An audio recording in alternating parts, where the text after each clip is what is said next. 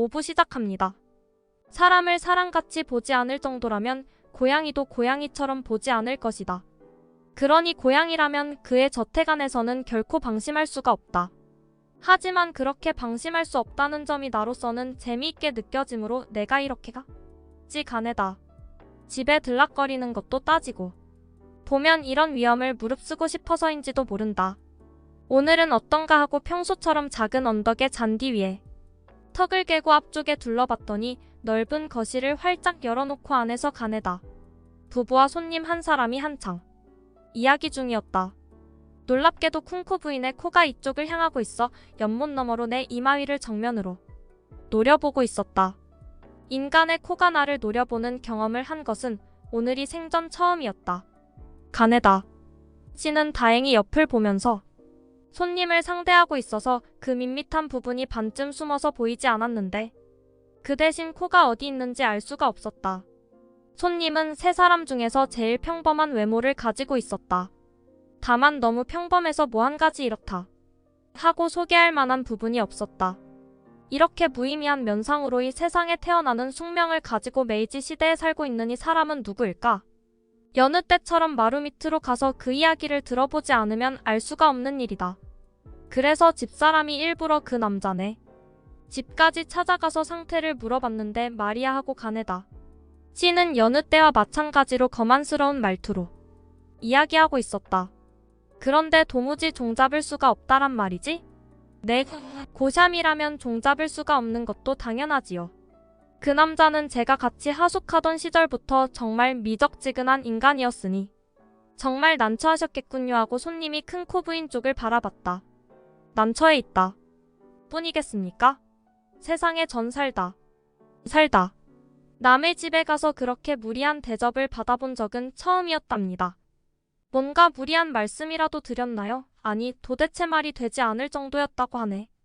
집사람이 뭐 하나 물어보면 두말할 것도 없이 쏘아붙였다지. 그거 참 괘씸한 일이군요. 되게 학문을 좀 한다고 하면 거만해지길 수 있고 게다가 가난하게 지내다 보면 오기까지 생기니까요. 저런 작전은 필경 세상이 어떤지를 몰라서 그런 허튼 수작을 부리는 것이야. 그래서 정신을 차리게 하려고 내가 혼을 좀 내주었지. 그렇군요. 본인을 위해서도 아주 잘하신 일이군요 하고 손님은 어떻게 혼을 냈는지 그 방법도 듣기 전에 벌써 가네다 씨에게 동의를 표했다. 게다가 그 메이테이라는 남자도 어지간히 이상한 사람이에요. 아무런 쓸모도 없는 거짓말을 늘어놓는다니까. 요전 그렇게 이상한 사람은 생전 처음 봤답니다. 아메이트의 말입니까? 여전히 허풍을 떨면서 다니는 모양이더군요. 그 사람도 고잠이 집에서 만나신 모양이지요. 그 인간한테 걸리면 아주 꼴찌가 아픕니다. 그자도 옛날에 같이 자취하던 동료였는데 사람을 너무 깔보는 바람에 자주 싸우기도 했지요. 그래도 예의라는 것이 있으니까. 남이 집에 뭘 물으러 가서 모르는 척 시치미를 떼면 안 되니까. 나중에 운전사한테 맥주 한 박스를 가지고 가게 했답니다. 그런데 세상이 뭐라고 했는지 알아요? 이런 물건을 받을 이유가 없다. 도로 가지고 가라고 했답니다. 이건 사례니까. 아무쪼록 그냥 받아달라고 운전사가 말했답니다. 그랬더니 그 남자는 얄밉게도 나는 잼을 매일같이 먹지만 맥주처럼 쓴 것은 마신 적이 없다면서 휑하니 안쪽으로 들어가 버렸다지 뭡니까? 거절하는 말씨도 그렇지 어떻게 그렇게 신뢰되는 말을 마구 내뱉을 수 있는지 그건 정말 너무했군요. 그래서 오늘 일부러 자네를 오라고 한 것인데 말이야. 자네의 힘을 좀 빌었으면 나는데 제가 할 수 있는 일이라면 무슨 일이든 서슴지 마시고 말씀하십시오. 이번에 도쿄에서 근무하게 된 것도 그동안 정말 여러 가지로 힘을 써주신 결과가 아니겠습니까? 저 고샴이라고 하는 이상한 작자가 무슨 영문에서인지 미드시마의 옆구리를 찌르면서 가네다의 딸에게 장가를 들면 큰일 난다고 꼬드기는 모양이야. 그래서 말인데 자네는 학생 시절부터 쿠션이요 같은 집에서 지냈고 예전에는 친밀한 사이였으니 이런 부탁을 하는 거야. 자네가 당사자를 만나서 사물의 이치를 잘 좀 타일로 주지 않겠나? 그쪽이 얌전히 있어주기만 하면 일신상의 편의도 충분히 봐줄 수 있지만 그쪽이 그렇게 나오면 이쪽도 다 생각이 있으니까 제가 알아서 잘 다 이르겠습니다. 오늘은 토요일이니 지금 찾아가면 집에 돌아와 있을 겁니다. 요즘엔 어디에 살고 있는지요? 이 앞길을 따라 오른쪽 끝으로 가서 왼쪽으로 좀 가다 보면 무너질 것처럼 보이는 검은 담이 있는데 그 집이에요. 그럼 아주 근처에 살고 있군요. 문제 없습니다. 돌아가는 길에 잠시 들려보지오네.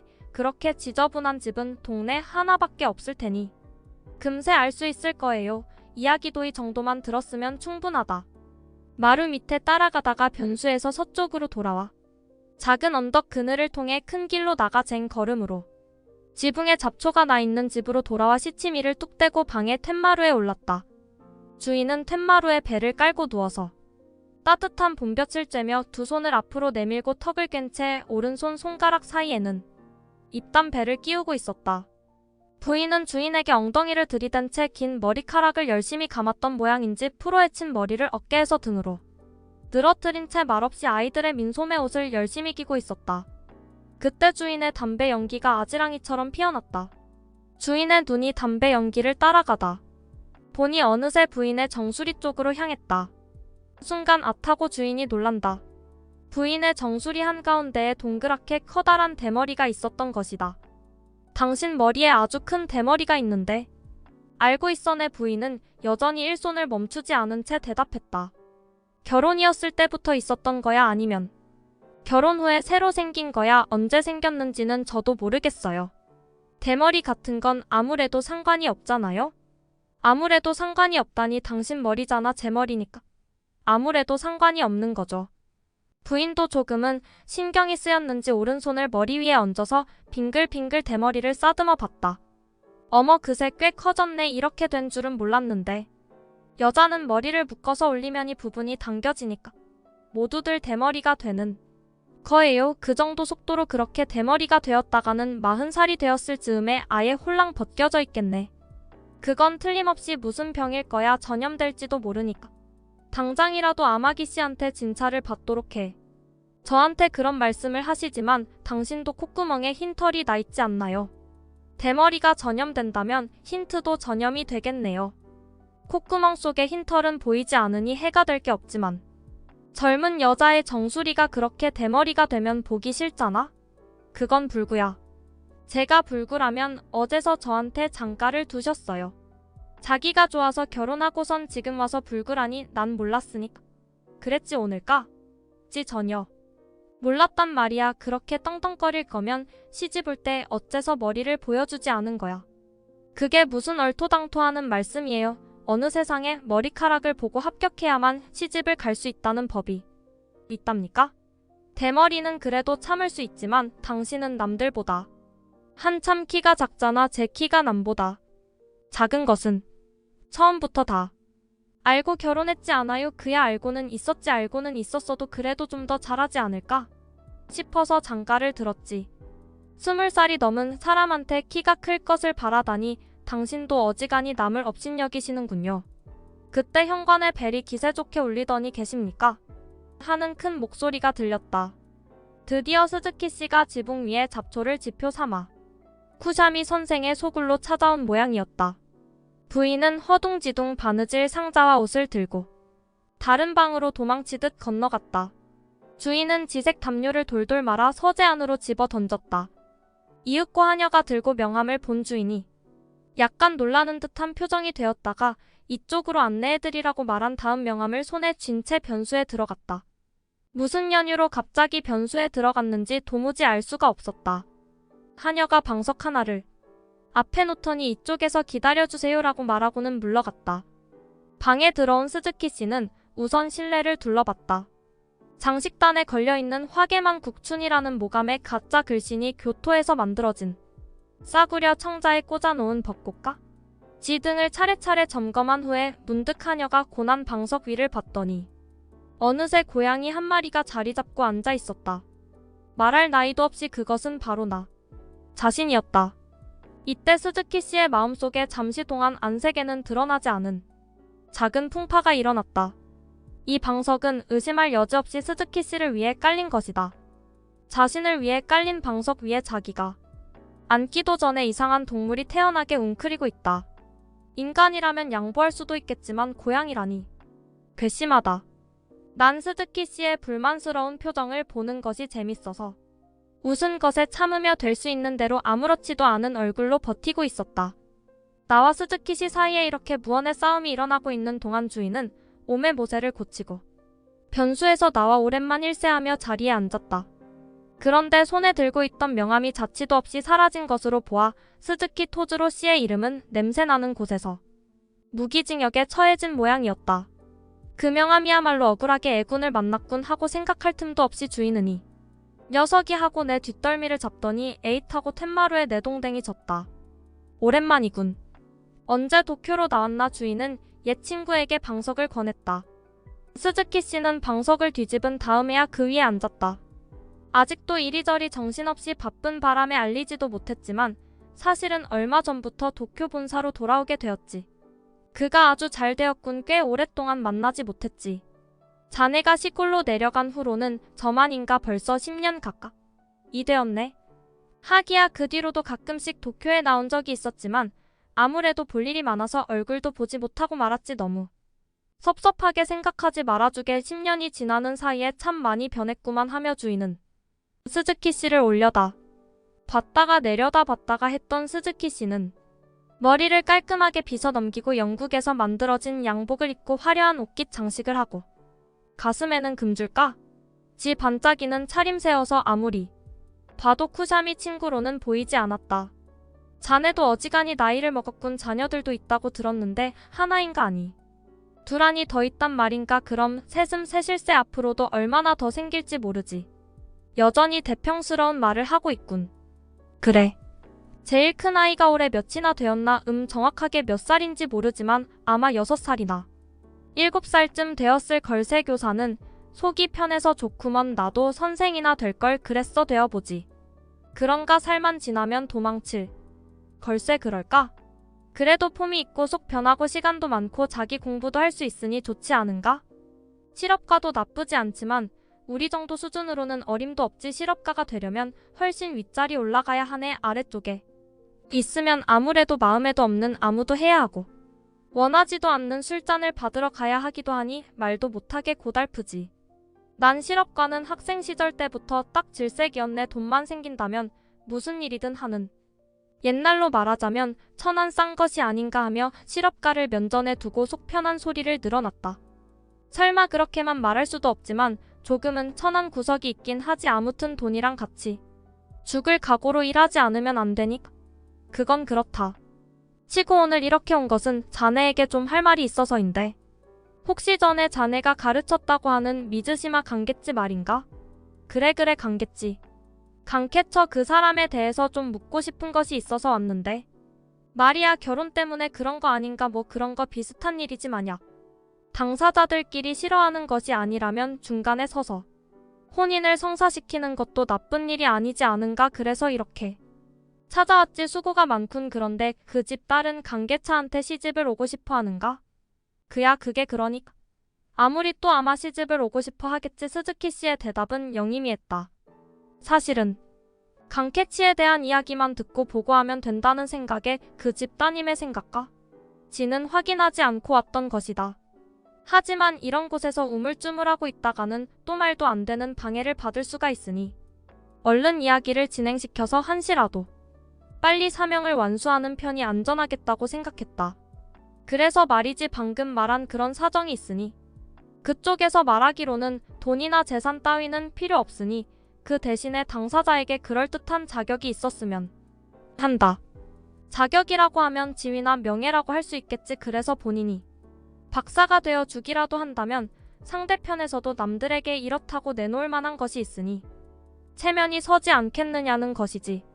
어떤가? 조만간 미주시마 군이 박사 논문이라도 제출해서 박사 학위를 받을 만한 일은 없겠는가? 다음에 강계치가 오면 박사 논문을 쓰라고 내가 권해보겠네. 하지만 당사자가 결혼을 하고 싶어 하는지 우선은 그것부터 따지고 봐야겠지. 나아지고 보다니 그렇게 딱딱하게 일을 진행시키면 어떻게 경사스러운 일을 성사시킬 수 있겠나? 아무래도 평소처럼 이야기를 하면서 은근하게 의중이 떠보는 게 제일 세하지만 메이테이처럼 쓸데없이 놀려대서 일을 망쳐버리는 것은 좋지 못한 것 같네. 다음에 관계 측은이 오면 될 수 있는 대로 제발 혼사에 방해가 되지 않도록 해주게. 아니 자네를 두고 하는 말이 아니라 저 메이트이고 말일세. 그 남자의 입담에 말려들면 다 된 일도 망쳐버릴 수 있으니까. 하고 주인 대신에 네이트의 선생이 험담을 듣고 있었더니 도저히 양반은 되지 못하는지 소문의 주인공 메이트의 선생이 여느 때와 같이 부엌문을 통해 홀연히 봄바람을 타고 찾아들었다. 전에는 평생 떠돌이 신세를 면하지 못할 줄 알았더니 언제 이렇게 돌아왔나. 아무튼 오래 살고 볼 일이야 어떤 횡재를 하게 될지 모르니 말이지. 하고 메이트의 선생은 스즈키 씨에 대해서도 우리 주인에게 하는 것처럼 털끝만큼도 눈치를 보지 않고 말을 했다. 너무 그러지 말게, 그렇게 힘든 것도 아니었으니. 하고 스즈키 씨는 적당하게 얼버무리는 대답을 했지만 어딘지 모르게 안정을 찾지 못하고 가슴에 달린 금줄만 신경질적으로 만지작거렸다. 메이트의 선생은 주인을 돌아보고 내가 오늘 들고 온 소식은 정말로 액면에서 한 푼도 빼지 않은 진짜 백이 신기한 소식이네. 자네 강케츠가 박사 논문을 쓰고 있다는 이야기를 들었는가? 강케츠가 고양이 박사 논문을 쓰기 시작했다는 사실은 무엇보다도 큰 뉴스였고 이것만큼은 메이트의 선생 자신이 장담한 바와 같이 요즘 들어보기 드문 신기한 소식이었다. 그냥 평범한 소식이 아니라 기분이 좋아지는 소식이었다. 가네다. 신의 딸과 결혼을 하느냐 마느냐는 당장 상관이 없었다. 아무튼 강계추가 박사가 된다는 것은 좋은 일이었다. 정말로 논문을 쓰기 시작했는가? 자네도 어지간히 남을 못 믿는 사내로군. 그런데 그 집딸이 함께 차한테 시집을 오고 싶어 한다는군. 주인이 방금 스즈키 씨한테 들은 것을 그대로 말했다. 그러자 스즈키 씨는 그러면 안 된다는 표정으로 자꾸만 주인에게 눈짓을 했지만 주인은 전기 차단기처럼 도무지 그 몸짓에 전기에 감전되지 않았다. 좀 신기와 궁궐에 그런 사람이 자식도 사랑을 한다니 말이야. 하지만 특별한 사랑은 아닐 거야. 보나마나 겉멋 만든 사랑일 테지. 겉만 만든 사랑이라고 해도 강케츠가 결혼을 하면 다행이지. 결혼을 하면 다행이라니. 자닌 지난번에 완강하게 반대하지 않았나? 오늘은 어째서 이렇게 속으로 둔 거야? 수그러들다니. 누가 속으로 들었다고 그래. 절대 그렇지가 않네. 하지만 좀 이상해졌겠지. 이봐 스즈키, 자네도 실업가의 말석에 자리 잡은 사람 중 하나니까 참고를 위해 말해주겠는데 말이야. 저 가네다. 어쩌고 하는 작자 말이지. 저 작자의 딸내미 같은 사람을 천하의 수재인 미즈시마 관계체 부인으로 맞이하는 것은 방울과 범종같이 어울리지 않는 일 아닌가.